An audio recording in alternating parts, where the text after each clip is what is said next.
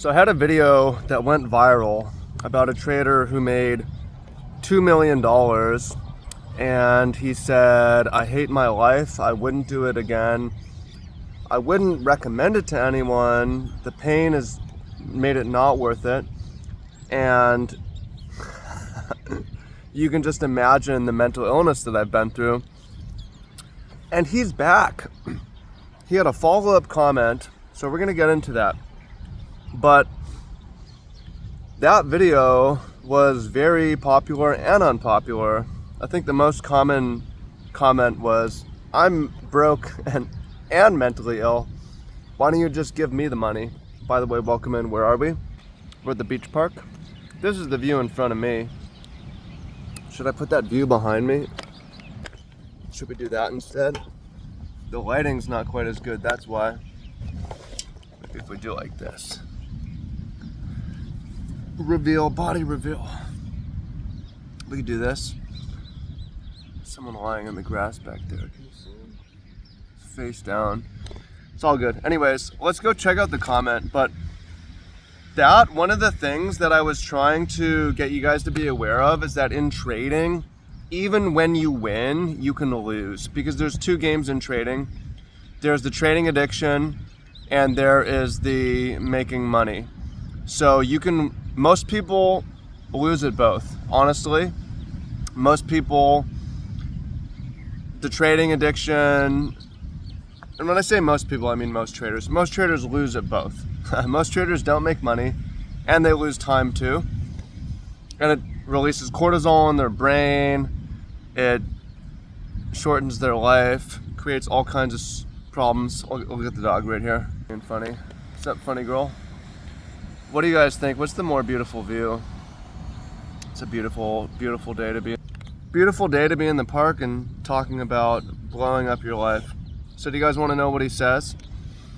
But yeah, my point was, even if you make the money, it could be not worth it, because you are addicted to your phone, or you're addicted to the computer, checking charts, you don't sleep, you've lost interest in other things, it's become your only source of dopamine, you lost a lot of relationships in your life, and you can't just walk away, because the brain rewires the more you make from a thing, the more you focus on it. So it's like, yo, 2 million, just walk away. You can't, that's not the way. You didn't get to 2 million by being about to walk away from 2 million, right? So let's go check out his comment, because his comment's very interesting. Here's what he says. He says, not sure if that comment was from me or not. Crazy thing is, I ended up losing 2 million in fourth quarter of 2024. Ended up having health problems with this insane stress and went into ER. I thought I was gonna die.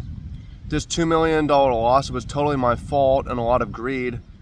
That's why trading with bad mental state is the worst thing you can do. Losing 2 million was not okay, but no, excuse me. Losing 2 million was not okay. But knowing that I miss out on a $10 million trade is the worst part of this. During a bull market like this that only happens every couple years.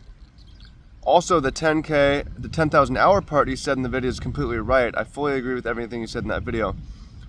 One lesson from this $2 million loss, money does fix a lot of my worries in life. I thought this wasn't true before. Although I was depressed before this loss, I'm way worse now, sadly. Sorry for my bad grammar. My first language is Chinese. I don't know why. I kind of regret leaving that comment talking about how much I made. It's stupid and pointless. There's a lot of things I want to say about this, but this topic is way too deep. At the end of the day, it comes down to what you want in life. We all die at the end of the day. Thank you for this video. No matter what, people will try to chase big until they fly too close to the sun and hit rock bottom. I mean, the only reason I got this far is because I was crazy and naive. So first things first, let's not pick on this guy. Let's not make fun of this person. Let's say thank you. Thank you for putting yourself out there and being transparent. Most people claim they only win, and there's no reason to punch someone when they're down. So this isn't to pick on this person or make fun of them. A couple things that are interesting though, and by the way, welcome in, much love, fam. Trav here. If you don't know me, I'm a person. I live in the island of Oahu. He says, one lesson from this $2 million loss is money does fix a lot of my worries in life. I thought this wasn't true before. So I'm not here to say money doesn't matter, but money only solves money problems, and a lot of problems aren't money problems.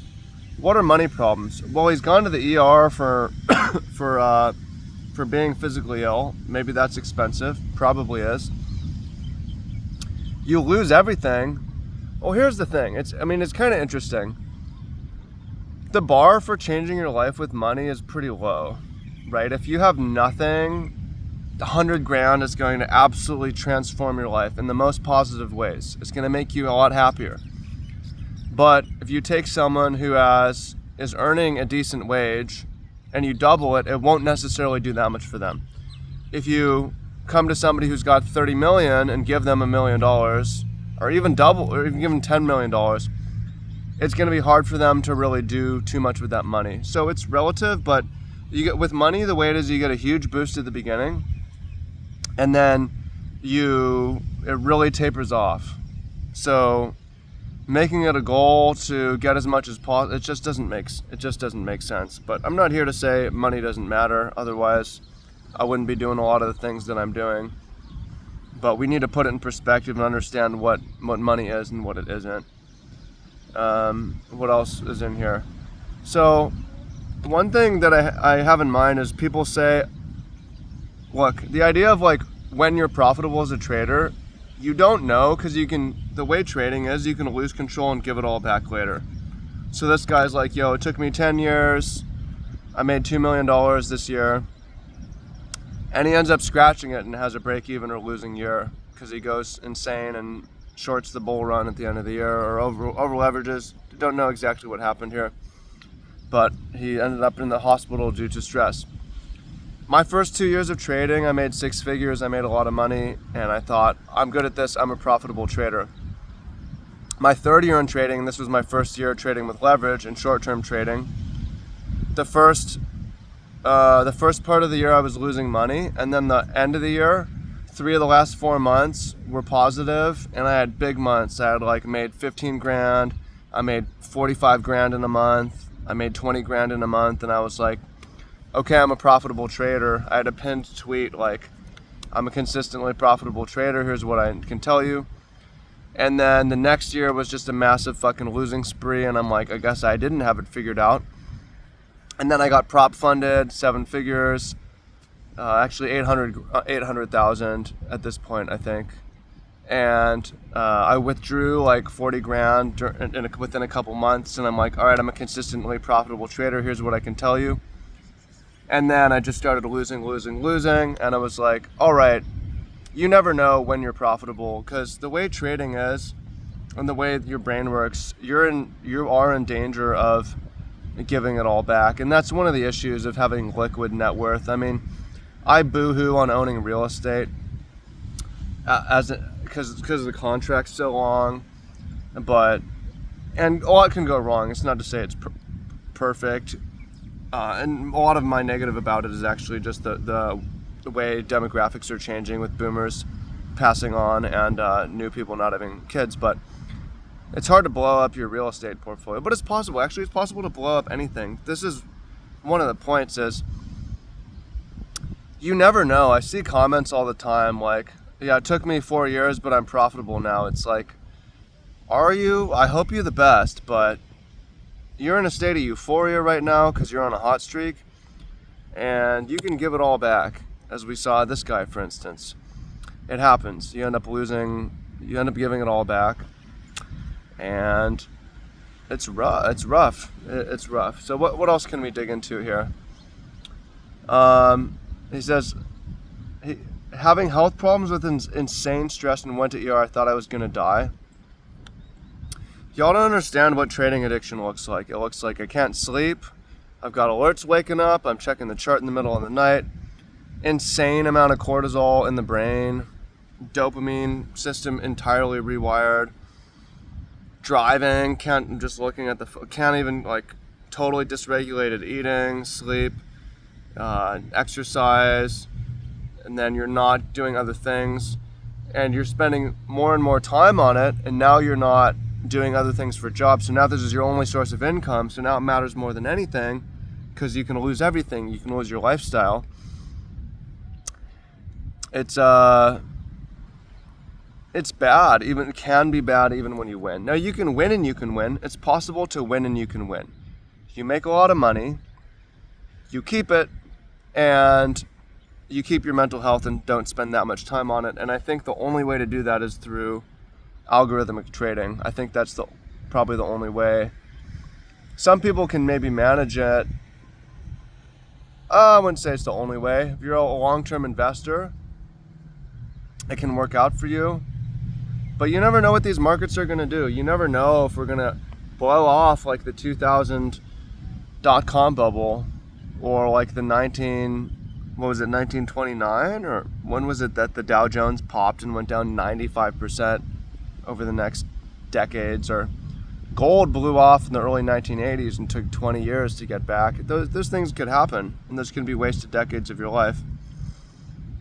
He says his first language is Chinese. He said, although I was depressed before this loss, I'm way worse now, sadly. He says he regrets leaving the comment. Well, let me tell you, I understand. I just want to say thank you for leaving these comments, because I think it's really exposing that and taking the lid off and allowing us to be more realistic about what trading is and isn't, and what winning is and winning isn't. So I just want to say thank you. Try to get the lighting right. I want to say thank you. He says, there's a lot of things I want to say about this, but the topic is way too deep. At the end of the day, it comes down to what do you want in life. We all die at the end of the day. He says, no matter what, people will try to chase until they fly too close to the sun and hit rock bottom. So what are you chasing in life?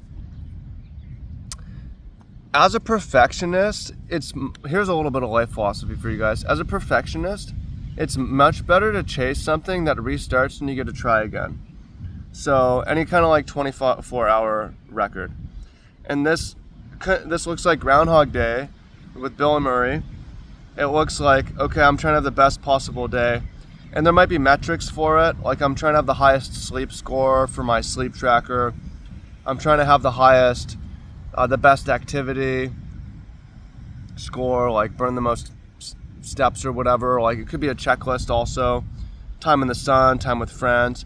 It could also be I'm trying to make XYZ money in a 24-hour period. I don't like that one as much, but that one is much better than I'm trying to achieve a peak net worth. Because when your goal is to achieve a peak net worth, what a lot of trading turns into when you become successful at trading as going for a high score, that's what causes a lot of mental illness and chasing and not letting it go. Because when is enough enough? You think I made $34 million, I'm good. But what happens is the brain, again, generally you make a lot of money, the brain rewires that you need to make more, or like the brain rewires to whatever I was doing to make money, I'm going to spend more time on. And also usually there's lifestyle creep that comes with this, where it becomes more expensive to live for most people who make a lot of money, especially over a long period of time. And then there's a fear of losing it and having to go back. So becoming trapped in this making money. But the psychology, the problem with going that way is you always could have done better. You always could have gotten more. I had another really interesting comment. I'm not going to pull it up right now. It's on my other channel.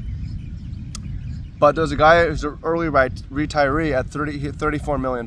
But in his comment, he mentioned some amount of regret over some financial decision where he could have had 50 million instead of 30 million. And that's exactly what I'm talking about, of perfectionism over a high score.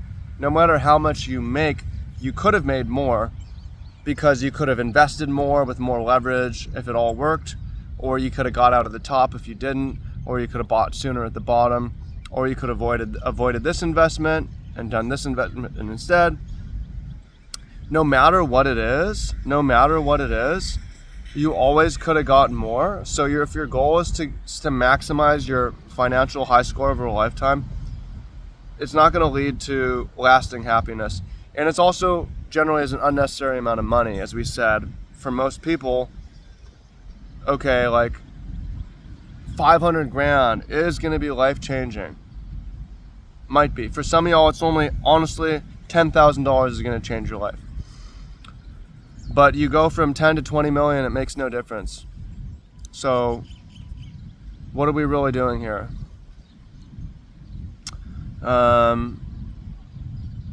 He says, the only reason I got this far is because I was crazy and naive. Yeah, we learn as adults through trauma. But yeah, it's just, let's kind of circle back on the story. Man makes $2 million, says it wasn't worth it, and then loses the $2 million. Only in trading, man, only in trading. It's rough. So what is my lesson? What do I preach? I preach, okay, the most important things in life are your health. For sure it's your health. For sure it's your health. Your social life, social network. Social network represents money and resources. They're going to help you if you have a good social network. Those are the two most important things. Having some sort of belief system, whether that's a God or it could be a non-religious purpose, is also up there. And money does matter, but it's more about having a constant passive flow of income, or it does not even be passive, but just working. Studies suggest working makes you happy. So those of you guys who have this dream of quitting working, it's causing you to be unhappy. And it's one of the reasons why trading is a terrible job, because it's remote work. You're not exposed to people on a daily basis, which is one of the things that gives us the most joy in life, whether you're introverted or extroverted. But savings, your savings fund does matter, but it's not the most important thing. So trading and investing, excess capital does matter. Well, trading will never be a great income source because it's unreliable. You're going to lose, and if you're relying on it, you're going to come up short some months. So it should never be an income source. It can be a way to grow your savings. How important is growing your savings? It's important. It's not the most important thing. So it deserves only some attention, not all of the attention. And it can be a puzzle for status, and also it can become a source of income when you're working around trading. You have a trading business, you manage money and stuff like this, selling courses and stuff like that. I mean, that's honestly more reliable than trading can ever be, because you can have losing months trading, but a lot of business models, I wouldn't say most, a lot of business models, you can't have a losing month. You might not make enough to pay your bills, but you can't have a losing month. So trading, whether that's buy and hold or algo or something, just in the background and go live your life. And that's going to be my message for the longest time. And I'll talk about it, and I'll answer these comments forever. So comment down below. I look forward to hearing what you have to say. Appreciate y'all. Much love. And talk to y'all soon.